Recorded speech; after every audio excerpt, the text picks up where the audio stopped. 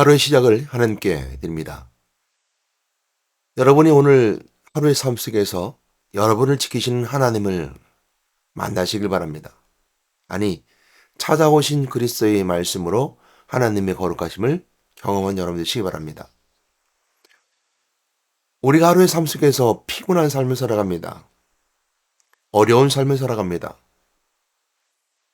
또한 간혹 우리는 박해를 당하면서 고꾸라짐을 당하고 어려움을 당합니다.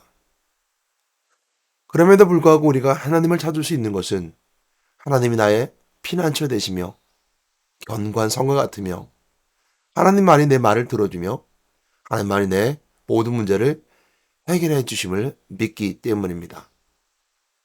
이것은 우리가 믿는 하나님이 나의 참 구원주요 나에게 복 주시는 분임을 알기 때문입니다. 우리가 이처럼 하나님을 신뢰할 수 있는 것은 우리 안에 예수 그리스도가 계시기 때문입니다.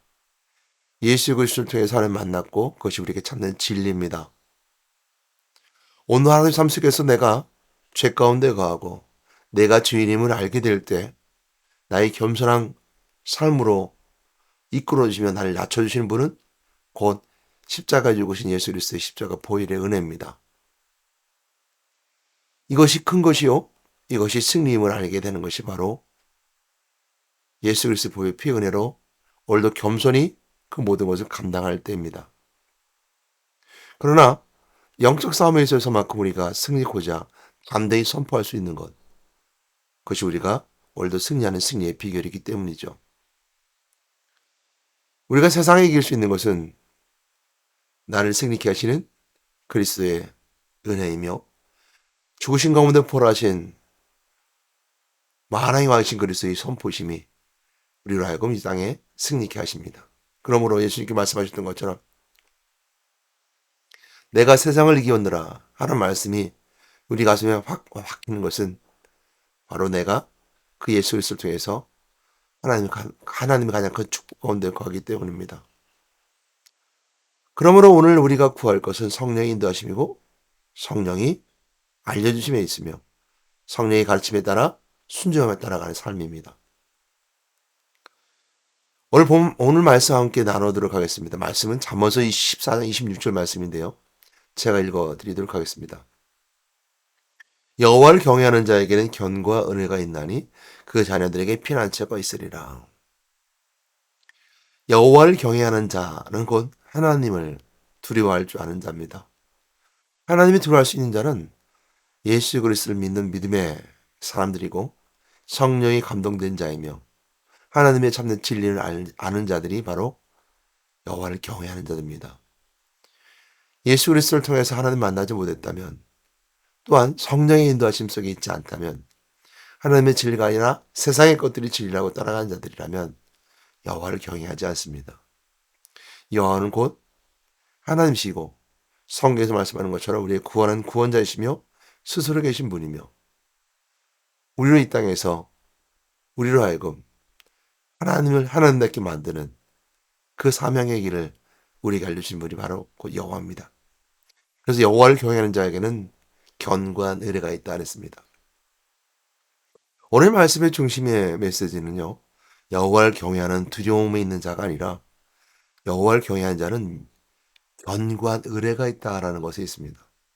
견고한 의뢰라는 것은 견고하다는 것은 흔들림이 없다는 것이거든요. 의뢰는 왜 의뢰일까라는 것이죠.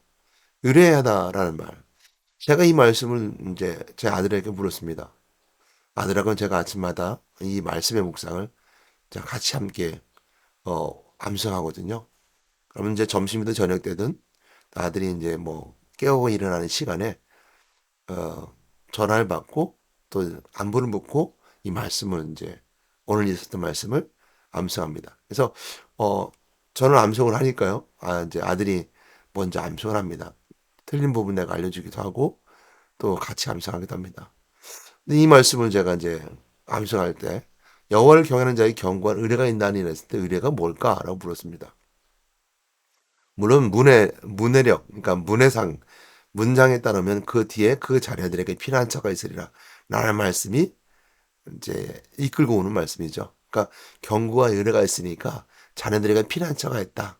이것이 이제 의뢰라는 말에 그 뒷받침해주는 그리고 증거 삼아주는 이거 해석할 수 있는 말이 바로 이제 뒤에 오는 말씀이죠. 그에 앞서서 보면 견고한 의뢰라는 것에 있습니다. 그 전체적 문맥을 보게 되면 여호와를 경외하는 자, 그 믿음의 사람들에게는 견고한 흔들림이 없는 의뢰가 있다. 그랬을 때 의뢰는 제 아들이 물었을 때 의뢰는 뭐냐 했더니 그거는 부탁하는 거예요. 의뢰하는 거. 아, 이거 좀 해주세요라고 말한 의뢰하는 것이 아닐까 이렇게 묻죠. 아, 그렇게 대답을 했어요.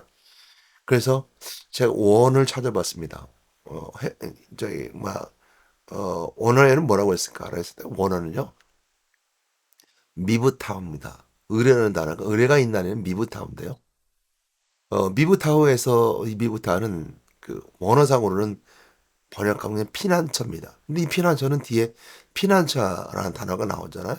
번역하는 데 있어서 이제 똑같은 어원인가 찾아보니까 그 자녀들에게 피난처가 있으리라 하나님 피난처하고 경건 의뢰가 피난처의 어원을 가지고 있는데 어 언역상으로서 피난처인데 똑같은 피난처니까 그렇지 않고요. 뒤 나오는 피난처는 그 이 앞에 나온 피난처가 조금 구분합니다. 뒤에 나온 피난처는 이제 피하는 정말 피하는 곳의 피난처이고요. 이 그 앞에 나온 그 의뢰라고 하는 피난처 원은요. 객관적으로는 이게 안전하다는 뜻, 주관적으로는 이제 확신, 신뢰가 있습니다. 그러니까 안전, 견고는 안전하다는 거. 그러니까 견고한 의뢰라는 것은 안전을 담보한 의뢰라는 거죠. 하나님께 의뢰할 수 있는 거, 내가 맡길 수 있는 거, 또 하나님께 의뢰하면서 내가 구할 수 있는 거. 이것이 이제 안전을 담보한 안전을 가진 이렇게 표현할 수 있어요. 그래서 주관적으로는 확신. 그래서 이 앞에 나오는 의뢰라는 단어의 어원인 미부타의 그 피난처는 정말 피하는 곳에 있는 뒤에 나오는 피할 길이 있는 어떤 비를 피하고 또한 재난을 피할 수 있는 피난처의 개념보단 앞에는 피난처의 개념은 확신한 곳 이렇게 표현할 수 있습니다. 그래서 자녀들에게 피난처가 있다는 의뢰는 하나님께 의뢰할 때 내 자녀를 맡길 수 있다는 것이죠. 내 자녀가 필요할 수 있는 곳, 또 내 형제가 필요할 수 있는 것입니다. 그래서 그 자녀들에게 피난처가 있으리라라고 말씀하셨던 그 피난처 자녀들에게 이 말씀을 통해서 있는 것은 여호와를 경외하는 자는 견고한 의뢰 내 자녀를 맡길 수 있다는 겁니다. 믿음은 계를 통해서 내려가지 않습니다. 믿음은 영향 속에 있습니다. 부모의 믿음이 할머니 믿음이 디모데 같은 것처럼 엄마의 믿음과 할머니 믿음이 디모데 같은 것처럼 배우고 가르치는 일에 확실한 일에 거할 수 있는 그 믿음의 대는 어쩌면 환경과 상황 가운데 가게 됩니다. 그래서 자녀가 부모를 보고 배우고 그 부모가 또 부모를 보고 배우는 것처럼 그 환경 가운데 있게 됩니다. 그래서 죄는 원죄처럼 끊임없이 우리 삶 속에 DNA 속에 들어가 있어서 우리는 누구든지 그 죄 가운데 있게 됩니다. 그러므로 믿음의 환경 가운데 거할 수 있는 것. 그래서 부모의 믿음이 자녀에게 가기 원했을 때 그 자녀가 믿음 가운데 거하는 것을 누구한테 맡겨주냐. 하나님께 맡겨줬다는 겁니다. 그 견고한 의뢰가 있다고 그랬습니다. 경외하는 자, 여호와를 경외하는 자에게는 견고한 의뢰가 있나니 맡길 수 있다는 거거든요. 내 자녀를 위해서 중보기도 하고 맡길 수 있다는 것. 뒤에 나오는 배경이 그 미국에 갔을 때 제가 플로리다로에서 그 마이애미의 끝에 바닷가 끝에 퀴에스트라는 곳이 있습니다. 퀴에스트는 이제 휴양지고요.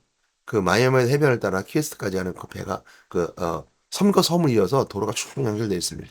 그 마지막에 이제 무엇이 있냐면 저 등대가 있는데요. 등대 앞에 이제 최남단이라고 하는 표식이 있습니다. 미국의 끝이니까요. 그러니까 미국의 제일 끝이라고 그래요. 미국의 땅 끝이기도 하겠죠. 거기에 이제 등대가 있고 그 등대 옆에 바로 뭐가 있냐면 해밍웨이의 집이 있습니다. 그 허무주의 유명한 노인과 바다를 썼던 소설가 해밍웨이의 집이 바로 거기 키에스트에 있고요.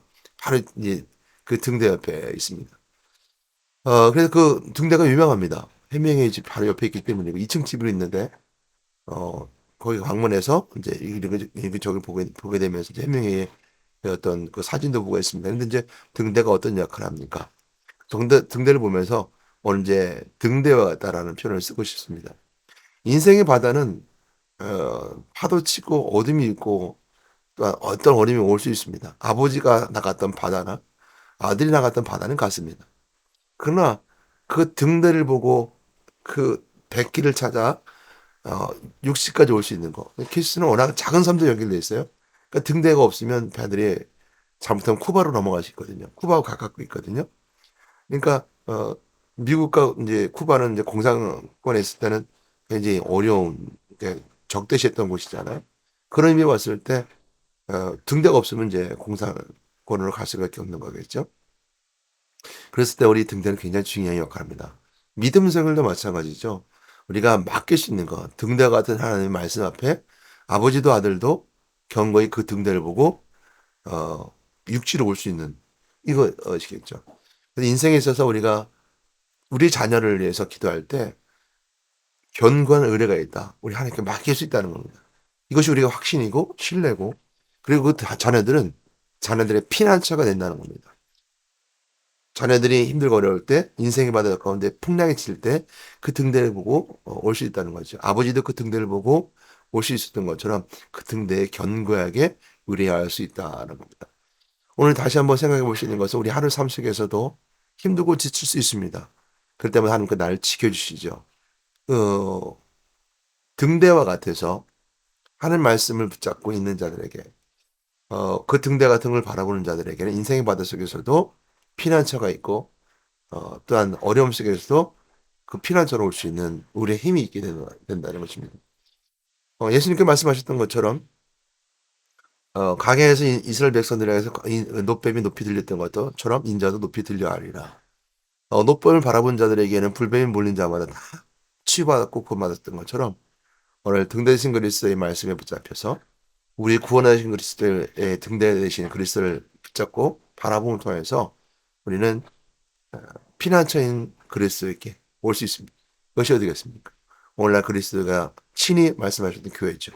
교회는 세상의 등대와 같아서 교회 안에서 상하는 자들에게 견고한 의뢰가 있는 것처럼 맡길 수 있다는 겁니다. 등대를 바라보고 오는 사람들은 꼭 믿음의 사람들은 오진 않겠죠. 그 안에 오는 사람들은 아픔 있는 사람, 슬픔 있는 사람, 어둠 있는 사람 있을 수 있습니다.